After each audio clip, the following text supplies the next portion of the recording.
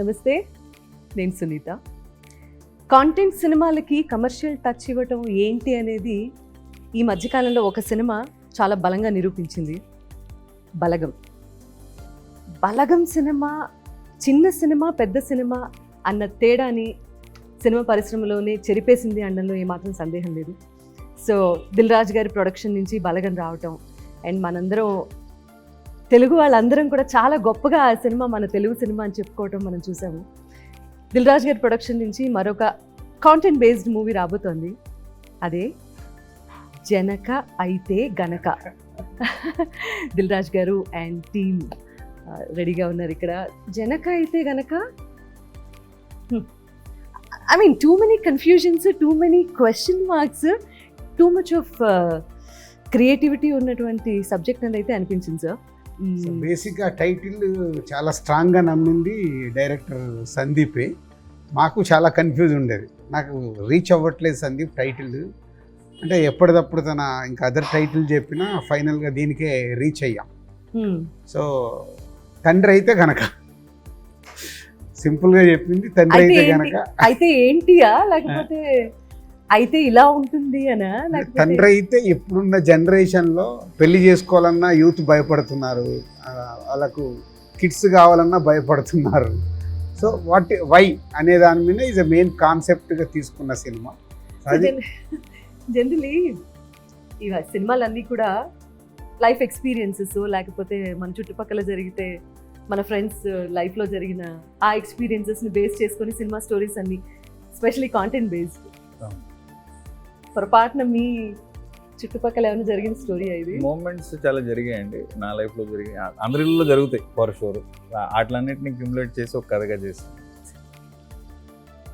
Court portion అయితే జరగలేదు, కానీ మిగతా మూమెంట్స్, ఎమోషన్స్ అని ప్రతి ఇంటి ఎమోషన్ అండి, ప్రతి ఇంట్లో జరుగుతుంది. అంటే పిల్లల టాపిక్ లేని ఇల్లు ఉండదు కదా, పెళ్లి టాపిక్ లేని ఇల్లు ఉండదు కదా. సో దాని గురించి కట్ చేశాను. అసలు what a hero you are. అసలు ద వే మీ జర్నీ స్టార్ట్ అవటం దగ్గర నుంచి, the way you started off ఇండస్ట్రీలో ఈరోజు you are an inspiration. You are an inspiration అండి. Thank you. మీ లైఫ్లో జరిగిన ఇన్సిడెంట్స్కి ఈ సినిమా టైటిల్కి ఏమైనా సంబంధం ఉందా? అది ఈ సినిమాలో వైఫ్ ఎమోషన్ నాకు చాలా కనెక్ట్ అయ్యాను మేడం. నిజంగానే కళ్ళంబ నీళ్ళు తిరిగిన సెట్లో. అండ్ ప్యారలల్గా నా లైఫ్లో కూడా మా వైఫ్ ప్రెగ్నెంట్ అవుతాం, ఇట్లాంటివి కొన్ని ప్యారలల్గా జరిగినాయి. ఆ తండ్రిలో అయితే ఆలోచించారు కదా మీరు? ఆ స్టార్టింగ్లో నిజంగా ఆలోచించాను మేడం. అంటే పెళ్లి చేసుకున్న కొత్తలో అప్పుడు ఇంకా సెటిల్ అవ్వలేదు. అయితే మీ రియల్ స్టోరీ ఇది పొరపాటున? ఆయన రాసుకున్నారు, మిస్టేక్ నాకు కనెక్ట్ అయ్యింది బై మిస్టేక్. అండ్ మా ఫాదర్ ఎమోషన్ కూడా నాకు, గోపరాజు రమణ సార్ ఎమోషన్ నాకు నిజంగా అలా జరిగింది. ఓకే.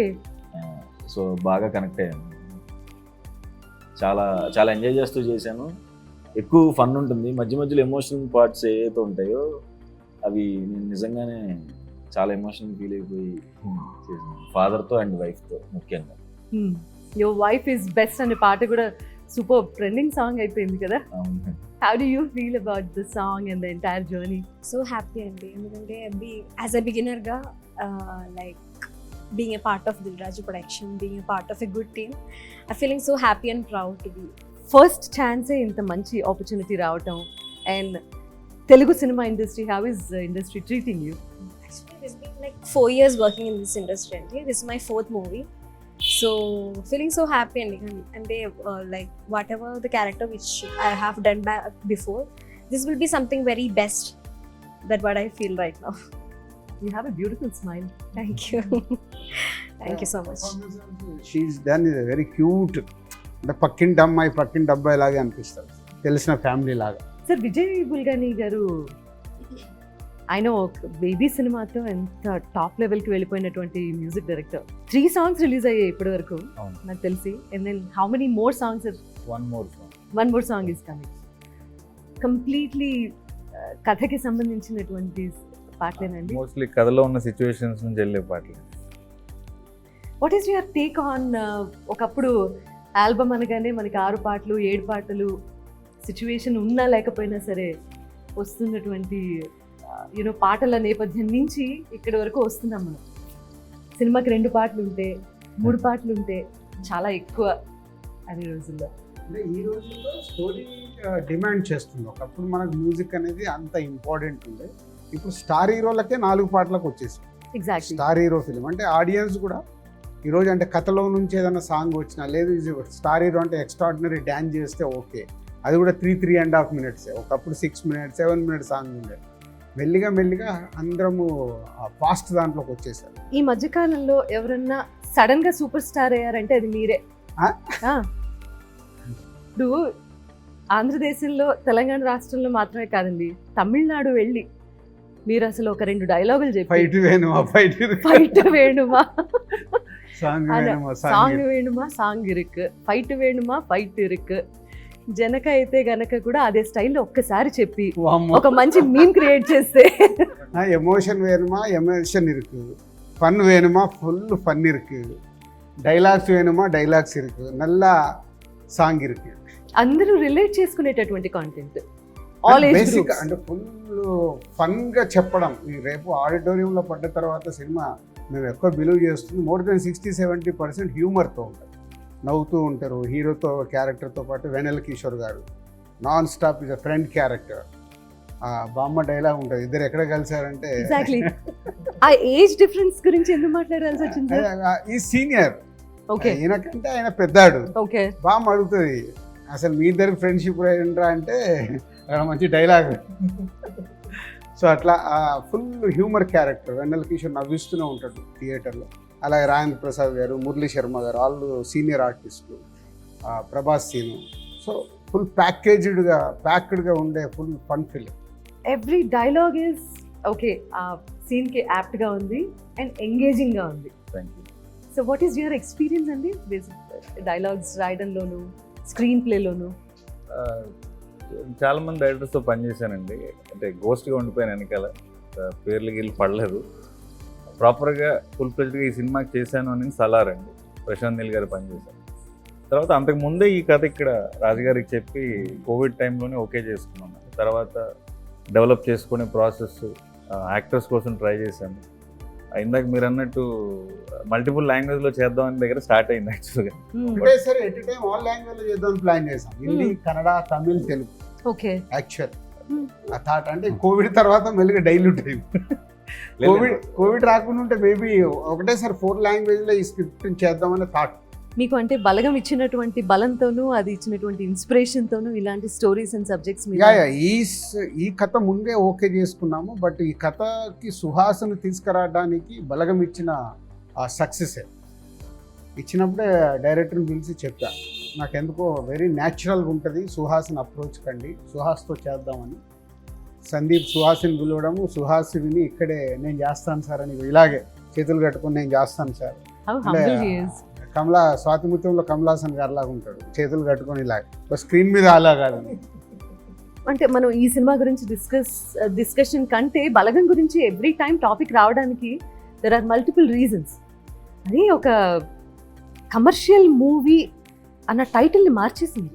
కమర్షియల్ మూవీ అంటేనే పెద్ద హీరో ఉండాలి, పెద్ద బడ్జెట్ ఉండాలి, అండ్ యూనో అంత బలగా ఉండాలి, స్టార్ కాస్ట్ అన్న మిథ్యలో నుంచి, అన్న అనుమానాలన్నింటినీ తొలగించి కాంటెంటే హీరో అని చెప్పి ప్రూవ్ చేసినటువంటి best films, one of the best films of Telugu film industry Balagam అని చెప్పచ్చు. అది ఎంతమందిని యాక్టర్స్ అవ్వడానికి ఇన్స్పిరేషన్ ఇచ్చిందంటే, నాకెందుకో ఈ సినిమా కూడా అదే రేంజ్లో యూనో అలాంటి కోవకే చెంది, ఇంకా చాలామంది నటన అది టాలెంట్.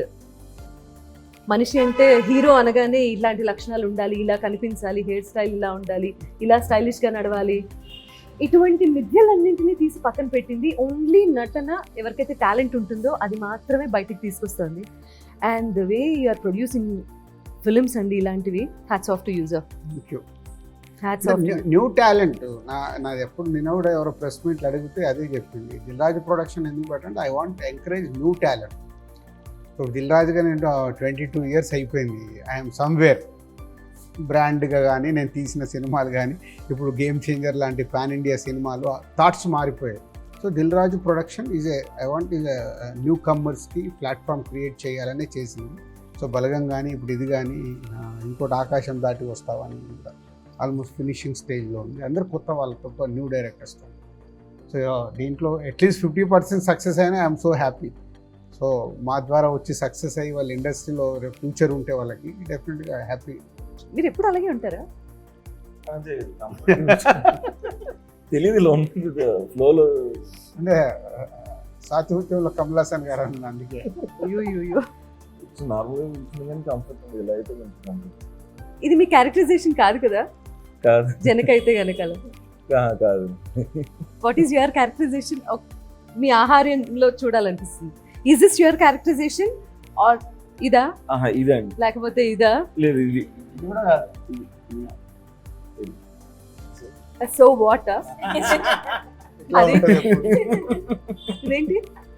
అది సినిమాలో ఒక సిగ్నేచర్ సిగ్నేచర్ మూమెంట్. ప్రతి ఇంపార్టెంట్ సీన్ అప్పుడు ఇట్లా ఆలోచిస్తున్నప్పుడు ఇలా కొడతాడు అన్నట్టు. What's your problem? ఎందుకంత పిసినారితనంగా ఉండటం? పిసినతనంగా కాదు మేడం, అంటే ఇప్పుడున్న ఖర్చులకి జనరల్గా ఇప్పుడున్న అందరూ అదే ఆలోచిస్తున్నాం. అంటే ఇప్పుడు ప్లాన్ చేస్తే ఎలా ఉంటుంది, ఎల్కేజీకి సేవింగ్స్ అన్నీ అయిపోతున్నాయి కదా, మనం పోషించగలం లేదా అన్న దాని మీదే. అండ్ ఇంకొకటి ఇప్పుడు జరుగుతున్న కొన్ని ఇన్సిడెంట్స్ గురించి కూడా ఫన్ వేలో చెప్పాను. నవ్వుతూనే చూస్తారు, నవ్వుతూనే బయటికి వెళ్తారు, బట్ మధ్యలో మాత్రం కంటతడి వస్తుంది. ఆబ్వియస్లీ యాక్చువల్గా పిసినారిగా ఉండకూడదు అనుకోవడం ప్రాబ్లం అండి. పిసినారిగా ఉండకూడదు అనుకోవడం వల్ల వచ్చిన ఇష్యూ. ఎందుకంటే మనం క్యాల్కులేట్ చేసుకునే బతుకుతాం కదా. సో అలా పిసినారిగా నేను ఉండకూడదు, బెస్ట్ ఇవ్వాలి, నేను ఫాదర్ అయితే పిల్లలకి బెస్ట్ ఇవ్వాలి అనుకున్నారు కాబట్టి ఈ కథ పుట్టిందండి. బెస్ట్ సీన్ మీరు ఎంజాయ్ చేసిన వాటిలో?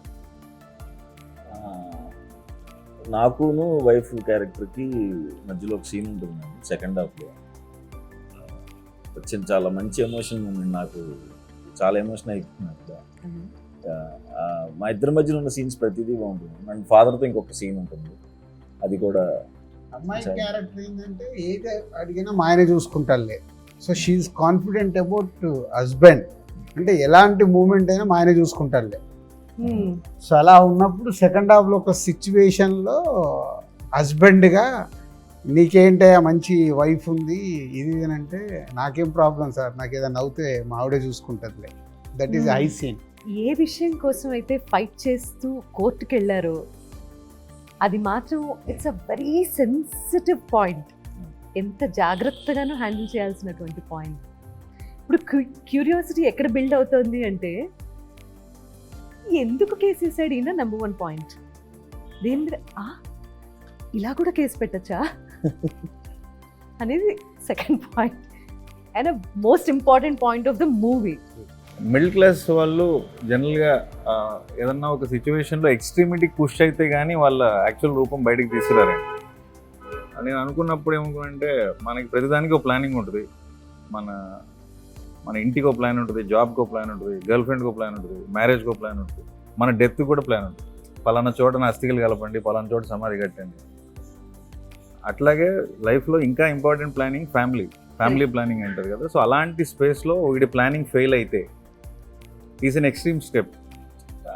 అండ్ మనం అనుకున్న ప్లానింగ్లో జనరల్గా మనకి ప్రతి ఒక్కరికి ఉన్న ప్లాన్లో జనరల్గా ఒక 2-3 ప్లాన్స్ ఎలా ఉంటాయంటే, we're very confident we will never fail. అలాంటిది ఒకటి ఫెయిల్ అయితే ఆడేమైపోతాడు, వాడు ఎలాంటి స్టెప్ తీసుకుంటాడు అన్న దాన్ని బేస్ చేసి correct. Tell me more about your experience please.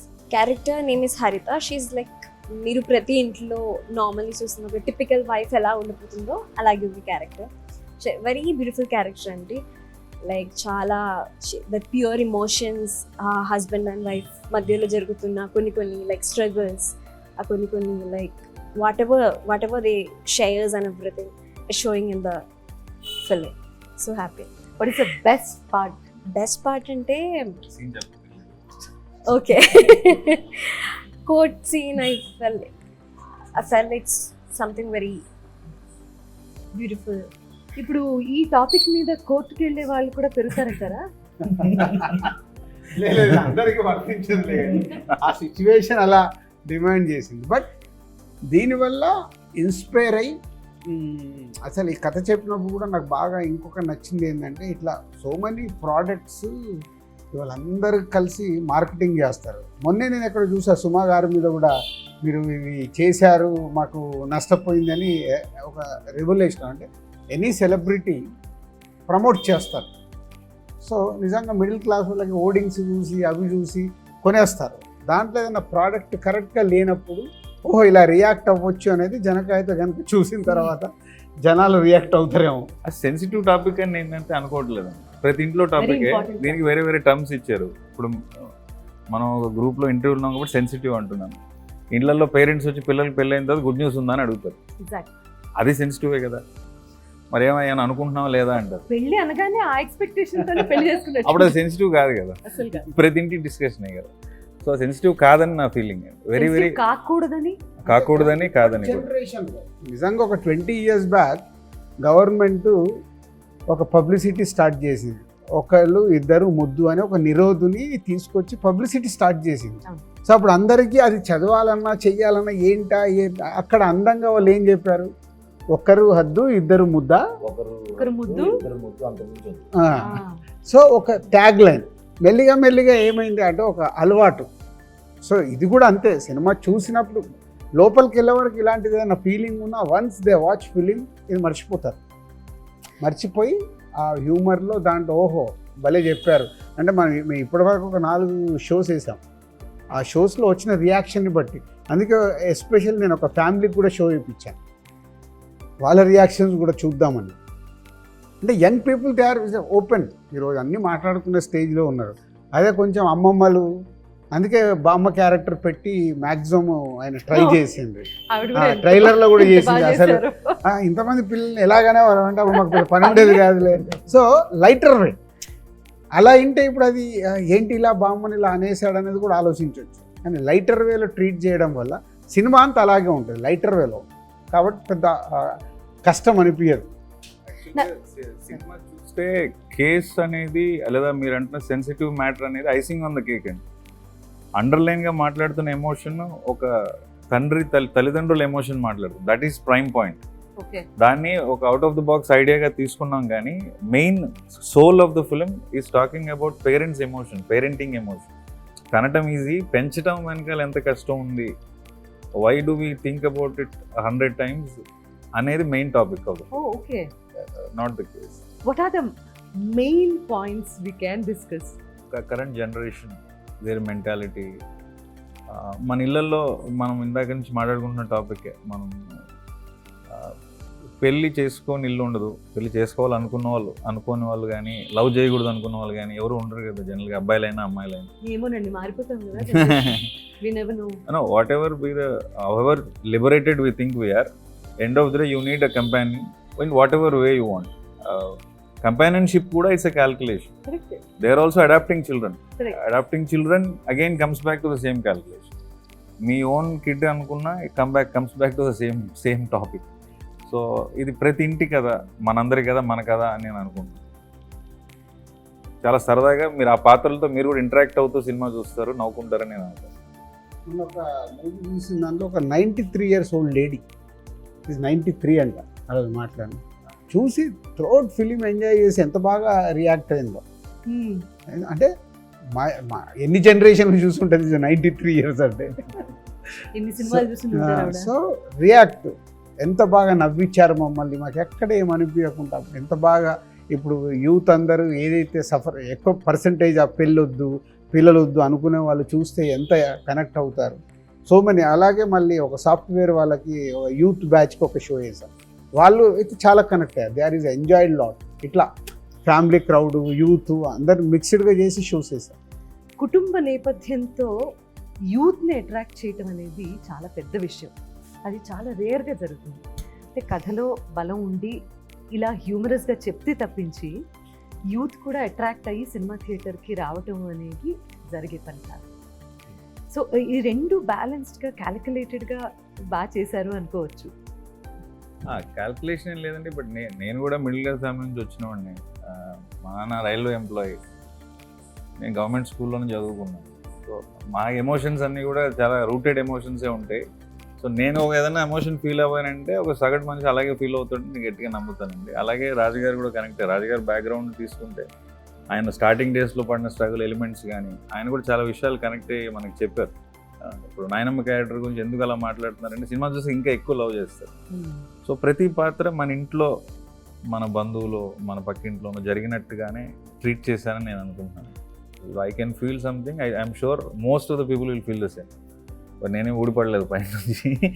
So నేను చాలా రూటెడ్ ఫ్యామిలీ నుంచి వచ్చాను కాబట్టి అలాగే mostly as natural as possible treat చేశాను. మాటలు కూడా డైలాగ్ కింద ఉండదు, మామూలుగా మనం మాట్లాడుకున్నట్టే అనిపిస్తుంది. So that's the beauty of middle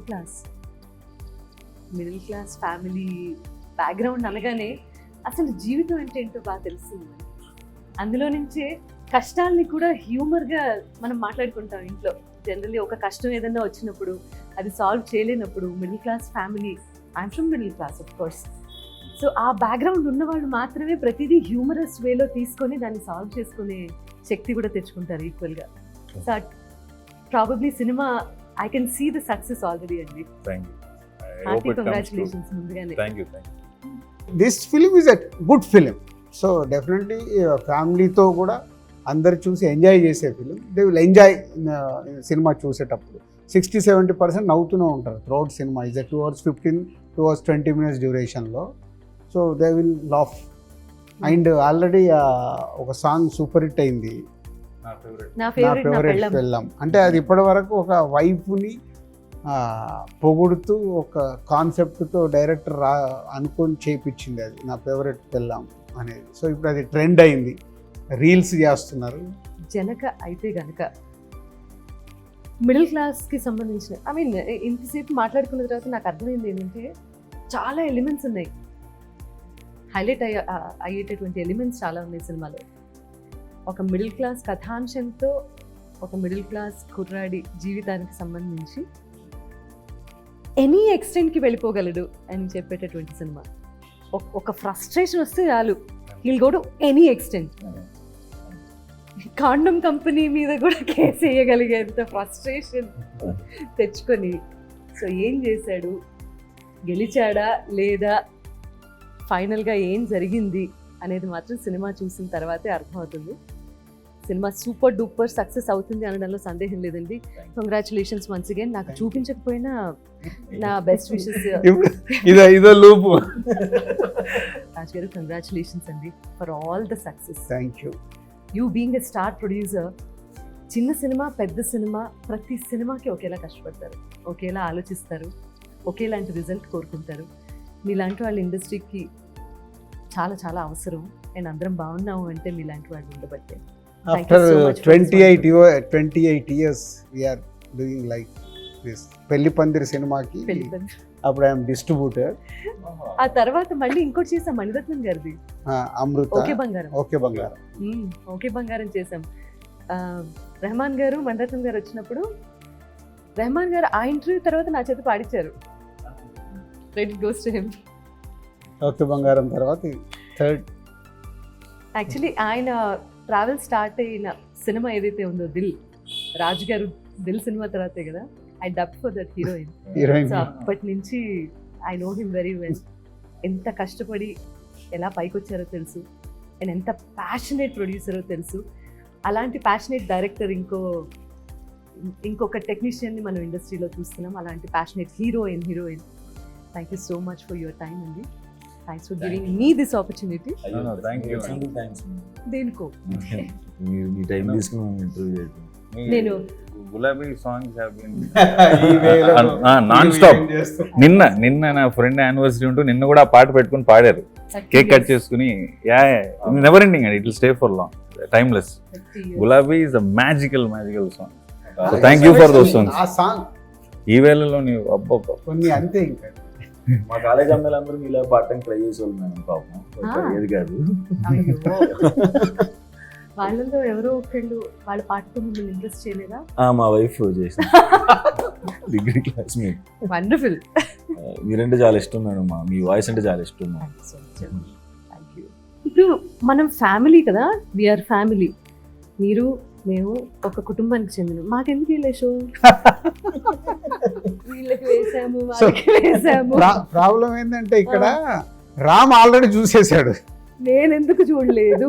స్వామి అర్జెంట్గా రేపు షో పెట్టండి స్వామి. మీరు కూడా ఒక రీల్ చేపించేది ఇవ్వండి మాకు No. అలా.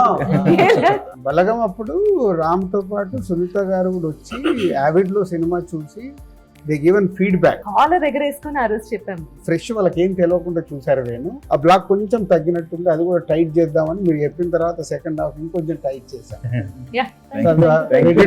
సునీత అంటే ఆ రోజు వేణు కన్విన్స్ అవ్వడానికి ఓన్లీ యూ, అమ్మో, అంటే ఒక ఫ్రెష్ ఆడియన్స్ గా చూసినప్పుడు.